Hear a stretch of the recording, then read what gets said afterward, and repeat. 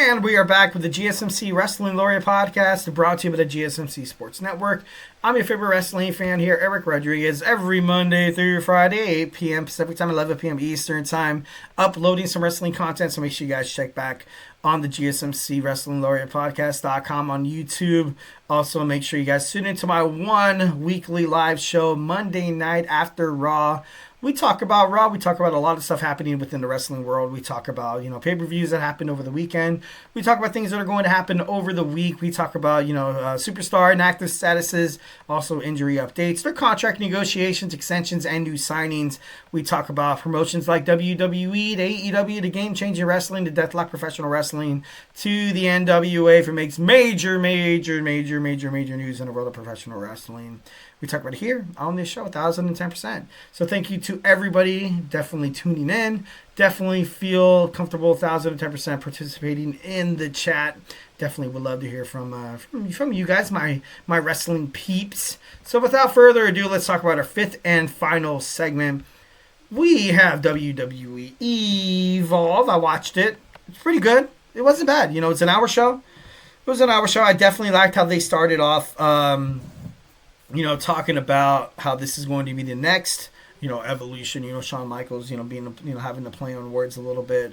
They showed characters like Drew McIntyre. Cody Rhodes means that, it kind of showed the audience be like, hey, honestly, you should pay attention because, you can see a lot of these guys, eventually wind up on the main roster and make a immediate impact like Drew McIntyre and Cody Rhodes did. Of course not, it had to take Drew and Cody both to kind of take a step away and go to, independent wrestling circuits to make a name for themselves. But eventually come back and kick ass and take names and become WWE champions. I thought it was going to go head-to-head with AEW, but it was only an hour show. We were able to kind of keep watching, Dynamite, as soon as it was over streaming on HBO Max.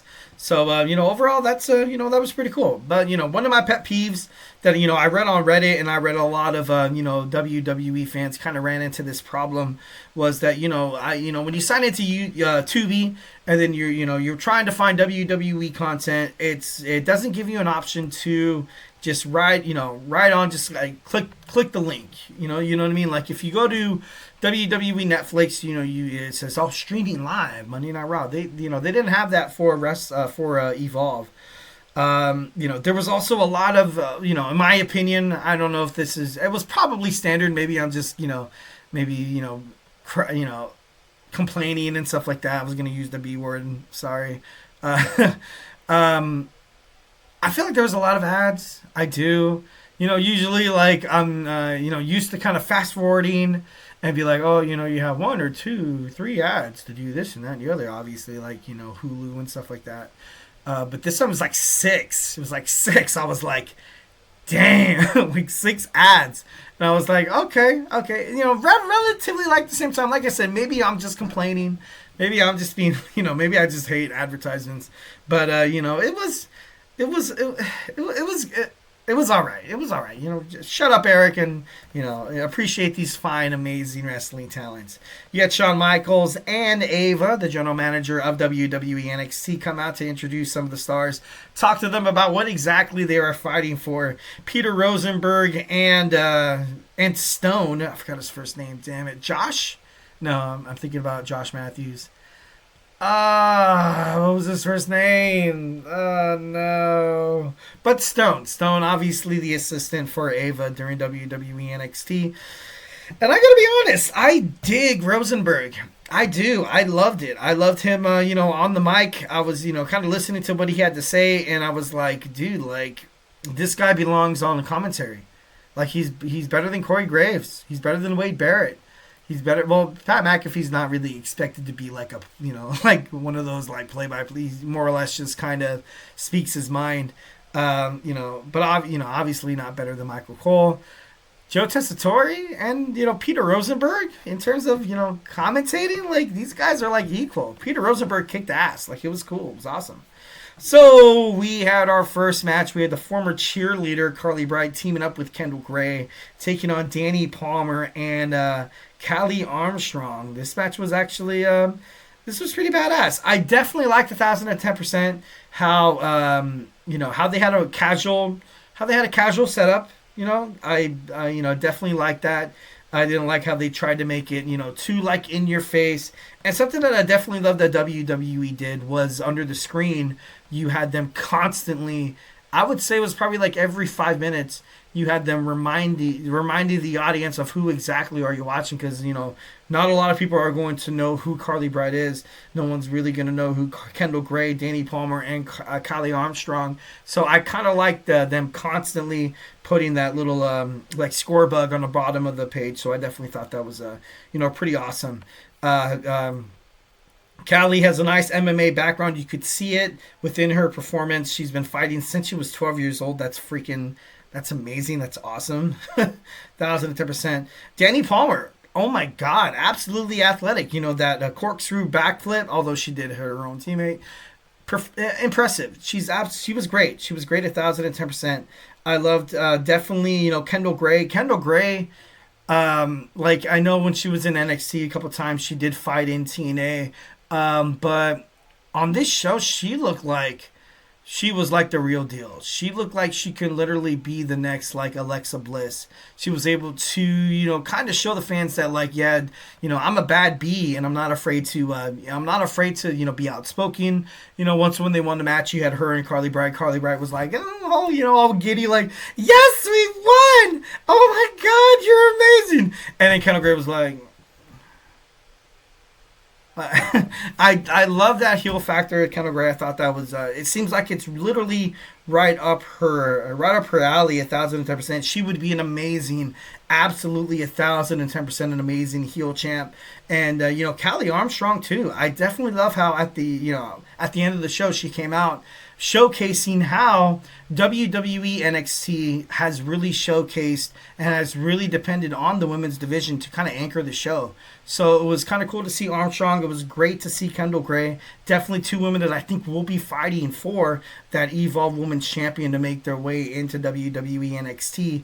But once again, it just shows how these girls, the women's division anchor WWE NXT, and it's going to anchor the bottom of the on the bottom like the LFG, also the NIL, the WWE ID, and it's not going to change whatsoever. So I definitely thought that was pretty cool. Thought it was badass. I'm excited to see this product. But overall, these women, all four women, the first ever tag team women's match to kick off the Evolve WWE product platform, whatever you like to call it. But overall, just a huge round of applause for all these women, and I would definitely love to see them in WWE for the future. Next, we get a nice little swipe right. We get a swipe right, like little vignette here, and they said, man, God, they were talking some massive crap, dude. They even said your mother. They said my mother swiped right on them. That is, that's barbaric. These young men need to leave. I'm just kidding. No, it was funny. It was super cool. It was awesome. I love these guys. I definitely, they're also known in the independent wrestling circuit. I definitely, I like Swipe White. They're pretty badass.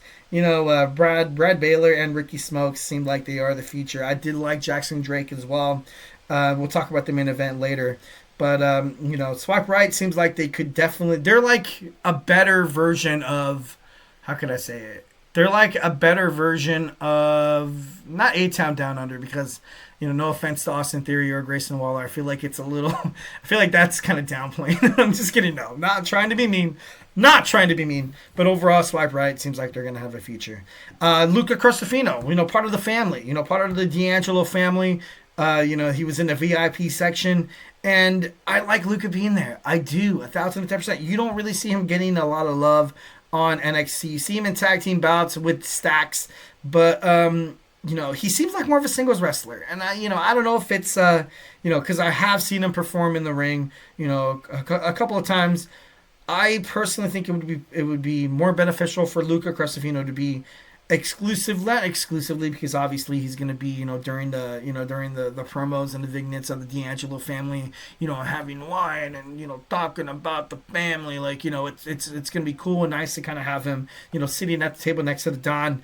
But to have him wrestle inside the ring, I want to see Luca totally pop off in Evolve. I want to see him kick ass. Definitely, 1,010%. Next, we have Keanu Carver in a smash match taking on Trill Williams. Trill London is his real name. Trill Williams is pretty badass, though. I got to be honest. I saw Trill Williams when they kind of showed how him on Instagram and stuff like that.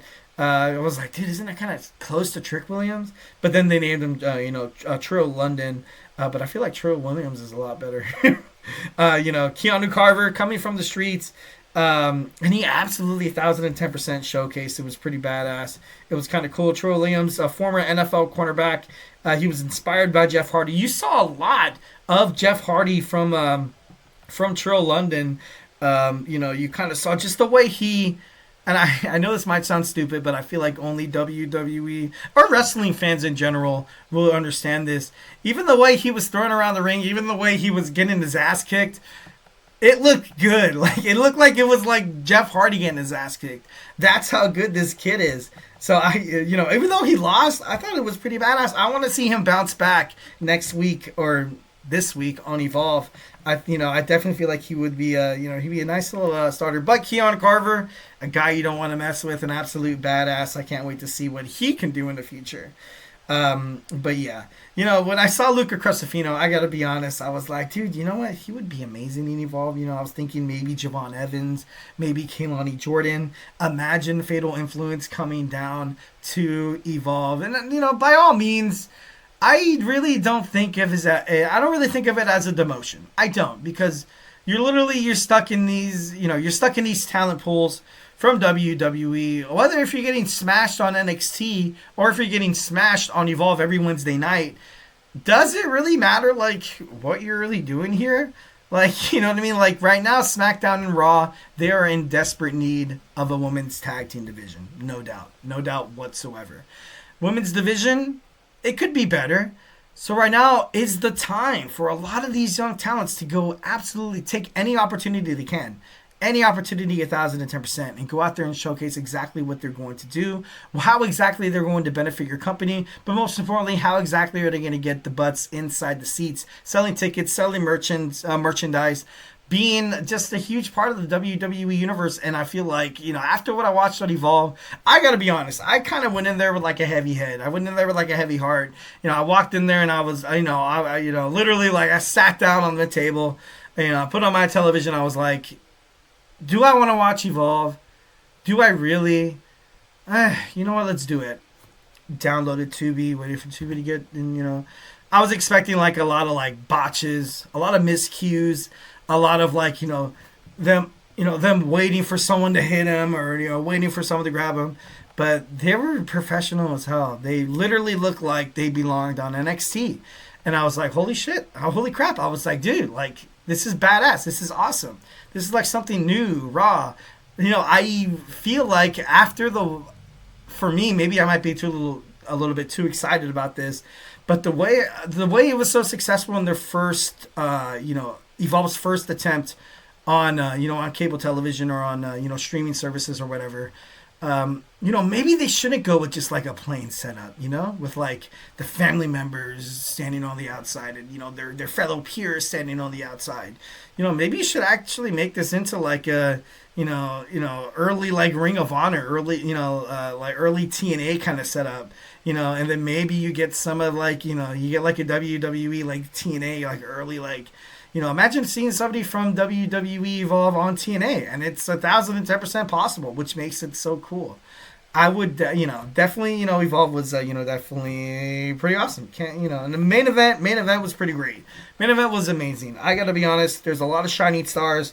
Jackson Drake, swipe right. The team of Brad Baylor, Ricky Smokes, going up against Cappuccino Jones, Jack Cartwheel, and by all means, I feel like this guy's going to make it out of NXT and probably make it onto the Raw roster or SmackDown. Sean Legacy.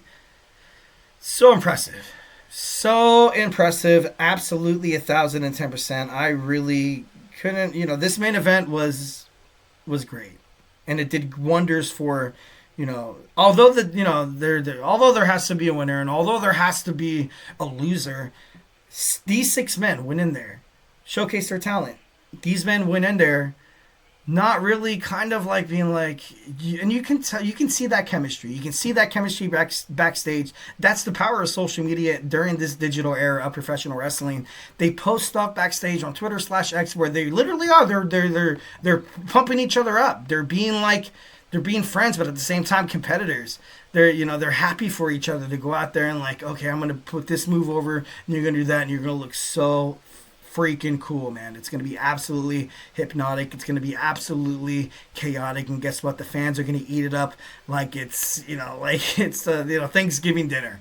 And that's exactly what happened on WWE Evolved. Great episode, great first episode. These 6 men, Cappuccino Jones, Jack Cartwheel, and Sean Legacy, Jackson Drake, and Swipe Right, the team of Brad Baylor and Ricky Smokes. I'm mesmerized. I want to see more. I can't wait to watch on Wednesday. I literally went to going. I went from stumbling upon Evolve. Wednesday night. Kind of like waiting for Dynamite to start, and I was thinking to myself. I was like, do you really want to download another app on your TV, Eric? Do you want to download Tubi to watch these guys? Because like I said, I was walking in there, totally negative Nancy over here. I was going at it. I was like, dude, I don't want to see kids just botch moves and miss cues and stuff like that. I don't want to see that. And I was like, yeah, why not? Why not? I turned on the TV, and I was blown away. I got to be honest. These young kids are going to be amazing. And Peter Rosenberg, an amazing future WWE commentator here. Him on Evolve, we got to be honest, he fits pretty damn well. But overall, huge round of applause, paying respects to these young, amazing talent that are going to absolutely make a name for themselves in the wrestling world. And for me, I can't wait till Wednesday. These guys, they literally got me hooked.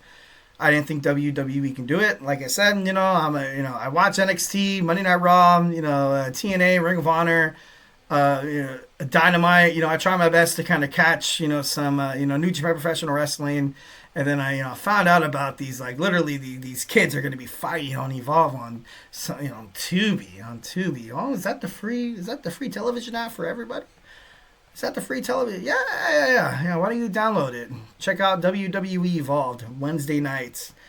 And I'm hooked. I can't wait to see more. All right, guys. Hope you guys enjoyed my show. Thank you guys so much for tuning in to the GSMC Wrestling Laureate podcast brought to you by the GSMC Sports Network. I'm your favorite wrestling fan, bidding you adieu. Remember, I'm live every Monday night, 8 p.m. Pacific time, 11 p.m. Eastern time on the GSMC Sports Network. So just remember to Superman punch that like and subscribe button to the show, and all your dreams will come true.